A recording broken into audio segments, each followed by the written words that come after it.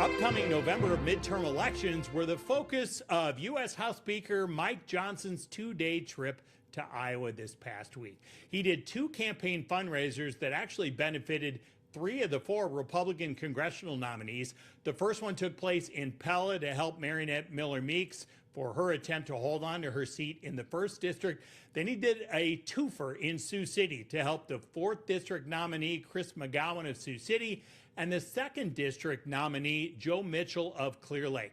We want to focus on his final stop, and that was as one of the headline speakers at the Family Leadership Summit in downtown Des Moines.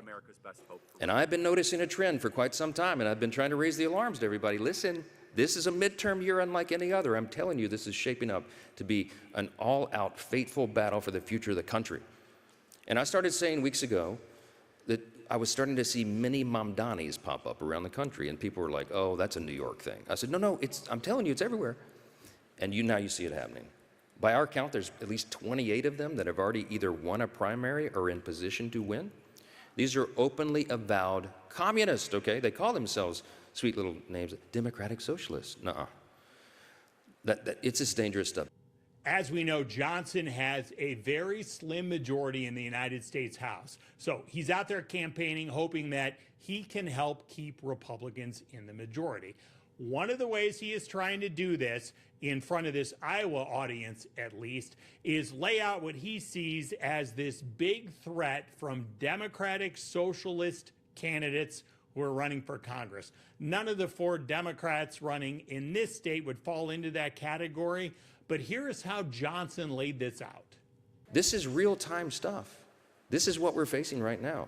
We're not having a debate about marginal tax rates anymore. We're trying to determine whether we're going to stay on course. And I'm telling you, Iowa is in the center of this battle. You are literally tip of the spear on the front lines. What happens in Iowa has a big influence around the country. And we're going to do our part here. We're in critically important races in Iowa here. Some of the themes that Johnson laid out during this speech sounded similar to some of the things that Donald Trump said as a candidate in 2024 when he was campaigning to try to return to the White House. Johnson made the case that for the sake of the country's future, voters need to keep Republicans in power. It's not just left or right. We're trying to maintain the very foundations. If the foundations be destroyed, what will the righteous do? This is a spiritual battle. Now, right now we need clarity, conviction, and consistency more than we have ever had. One thing we did not hear a lot about from Speaker Johnson on this trip to Iowa was talk about the economy. You look at inflation, food costs, energy costs, housing costs.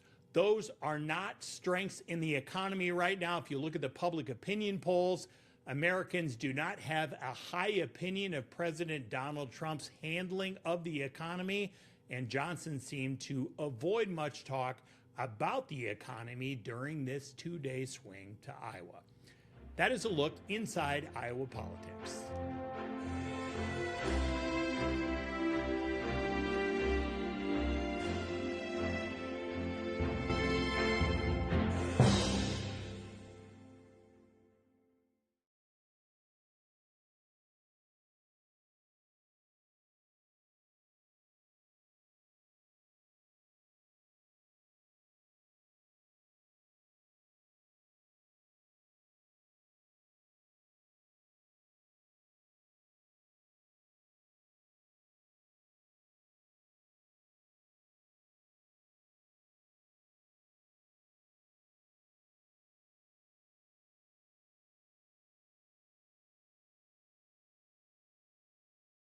Listen, this is a philosophical battle. Of course, it's a political battle, but ultimately it's a battle for the human heart.